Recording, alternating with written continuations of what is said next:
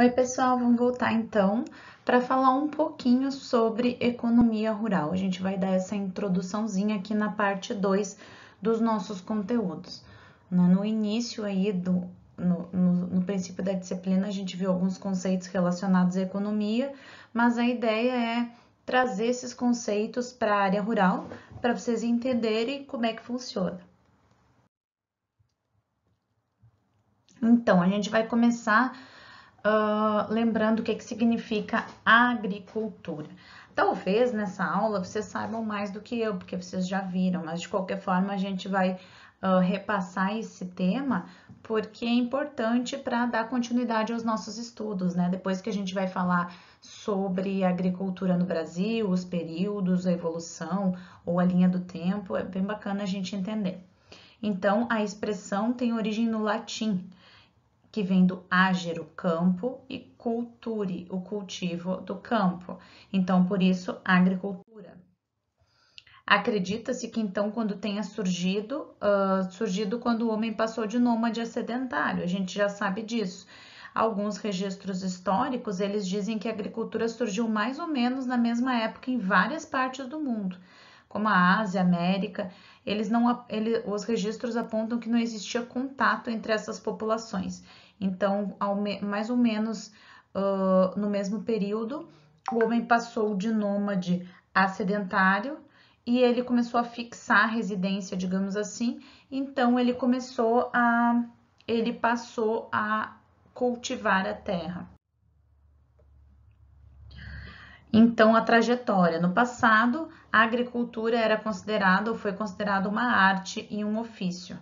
Hoje em dia, ela já é considerada uma ciência, porque se torna cada vez menos empírica e, ao mesmo tempo, mais eficiente e previsível. Ela é renovada não no campo, então, através de experimentos, mas também em laboratórios, campos de pesquisa, universidades, escolas, né? Vocês sabem bem disso, porque é o que vocês fazem, né? Vocês fazem parte dessa nova forma de se cultivar o campo, que não é só relacionado ao ofício, né? A arte de se fazer isso. Então, a gente vai falar um pouquinho sobre agricultura, né? Um breve histórico. Falar um pouco que 12.000 a.C. até a África, que chama o período pré-histórico, começaram a surgir então essas primeiras formas de agricultura, que tinham a ver mais com a domesticação de espécies, de vegetais e pecuária, junto com a formação de algumas pequenas aldeias agrícolas, né? Um primeiro surgimento, digamos assim, do que seria a agricultura no futuro. Nesse período, então, o uso de fogo e algumas ferramentas, assim como o esterco, passaram a fazer parte do cotidiano de aglomerados urbanos e deram origem às cidades. Tem um livro muito bacana que chama Os Nuer.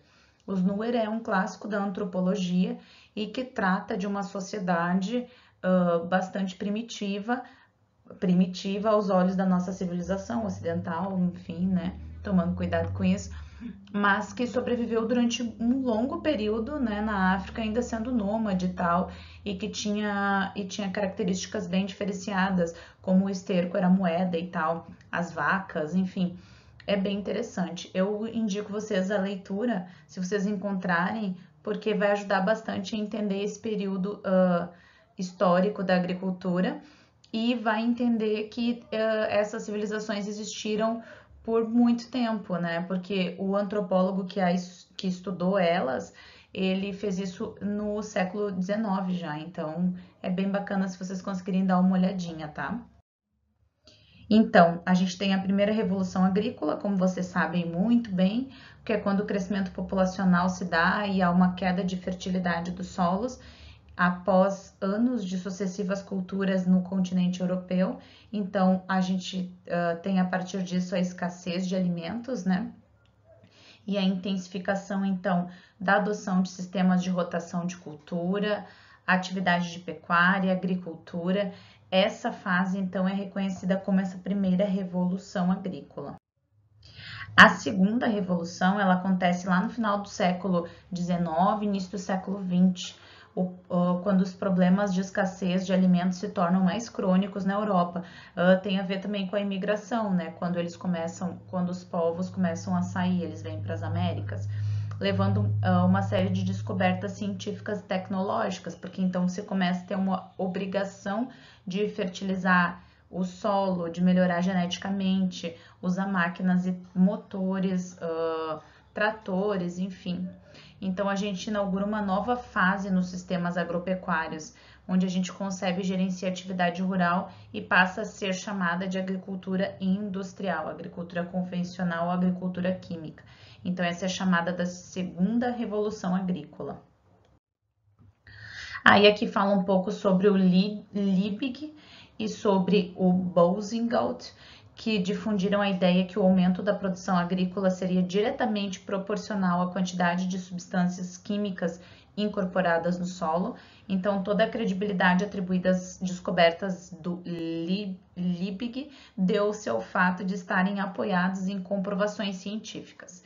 Então, junto com o Boussingault, que estudou a fixação de nitrogênio pelas plantas leguminosas, eles são considerados os maiores precursores da agroquímica. As descobertas de todos esses cientistas, segundo Hellers, marcam o fim de uma longa data no qual o conhecimento agronômico era essencialmente empírico. Essa nova fase, então, é caracterizada pelo progresso científico e tecnológico. O Brasil, antes da chegada dos portugueses, as populações indígenas, como vocês sabem, viviam no litoral, alimentavam-se basicamente de peixes, crustáceos, e estes restos alimentares deram origem aos fósseis chamados sambaquis. Além disso, eles consumiam raízes como mandioca e praticavam a caça de pequenos animais, isso antes da descoberta. Depois, já no século XVI e XVII, os colonizadores começaram a trabalhar, né, as suas conquistas. Então, a gente teve lá a devastação de vegetação litorânea, exportação do pau-brasil para atingir os tecidos, posteriormente as plantations, né, como cana-de-açúcar, a pecuária extensiva, passando por ciclo do ouro, do café. Toda a economia foi voltada para exportação. Era um continente de terras exploradas há milhões de anos, extremamente fértil, e aí, a partir disso, a exploração agrícola se deu de uma forma bem intensa, porque se plantando, tudo dava, né? Tudo acontecia aqui no Brasil. Então, lá em meados do século XVIII e século XIX, após um crescimento contínuo dessa lavoura de exportação, que se confundiu com a expansão do café nas serras e nos vales do interior, principalmente lá na província do Rio de Janeiro, começaram a aparecer sinais de que a agricultura vivia alguma crise. Essa crise, sobretudo, era por conta da falta de braços, ou seja, de pessoas para trabalhar, porque a gente teve o fim da escravidão. A maioria desses grandes proprietários acreditava na exploração extensiva de sistemas de produção e, através da expansão das fronteiras agrícolas, abandonando as lavouras que não estivessem mais produtivas. Então, o ciclo de exploração de fertilidade dos solos acabou intensificando. Essa cultura nômade de expropriação do solo, no qual não se pensava nas consequências negativas de manejo agropecuário, especialmente no que diz respeito à destruição florestal. Então, o Brasil passou por uma revolução, digamos assim, de falta de mão de obra, de pessoas saindo e também de problemas relacionados ao manejo que não foi feito, né? Então, práticas de cultivo de solo levaram bastante tempo para se chegar aqui e para melhorar a terra. O Brasil, no século XVIII e XIX, então, embora mesmo sendo uma minoria, havia uma elite, uma tradição intelectual brasileira que remontava ao final do século XVIII, formada por estudantes da Universidade de Coimbra, onde se começava a reproduzir escritos e memórias onde se condenava o tratamento predatório dado ao meio natural do Brasil.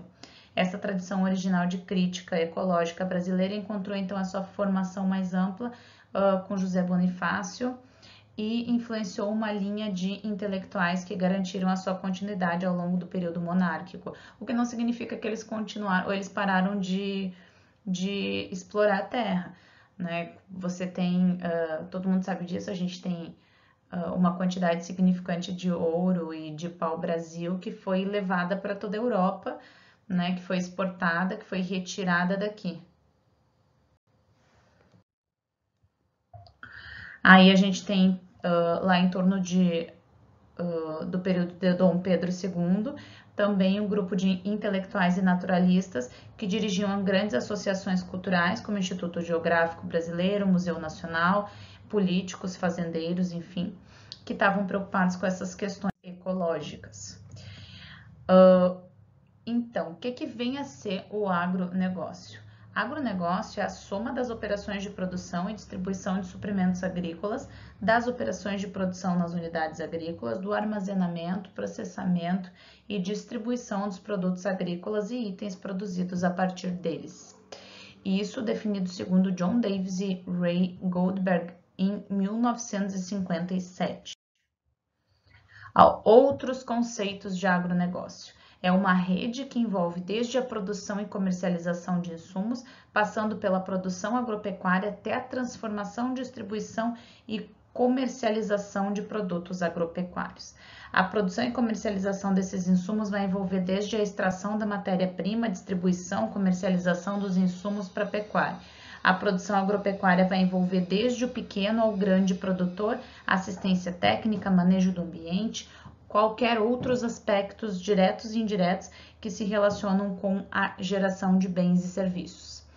Envolve ainda ambiente institucional, composto pela cultura, tradições, costumes, ambiente organizacional, composto pela informação, pessoas, desenvolvimento, finanças e firmas. Ou seja, tem um monte de definições ou um monte de braços que definem o agronegócio. O agronegócio é um sistema constituído de cadeias produtivas compostas de fornecedores de insumos e serviços, produção agropecuária e indústria de processamento e transformação, agentes de distribuição e comercialização, tendo como objetivo comum suprir o consumidor de produtos de origem agropecuária e florestal. Bom, a gente tem um monte de conceitos para definir o agronegócio, um monte de autores que definem. Acho que vocês têm a própria conceituação de agronegócio e a diferença entre agronegócio e agricultura familiar, por exemplo, que é bem fácil de verificar para vocês. Cada um tem suas peculiaridades. A gente não sobrepõe, né, conhecimentos e técnicas de cada um deles. Acho que é uma questão de respeitar os estilos e as formas de se fazer. O que importa é que vocês verem nessa aula é essa entrada na conceituação de agricultura, do que é, como é que surgiu dentro, como é que ela surgiu para a nossa sociedade, como é que foi o impacto disso, para a gente poder depois começar a falar sobre economia e agronegócio, e economia e agricultura familiar. Aí a gente vai tratar um pouco dos índices, né, do desempenho.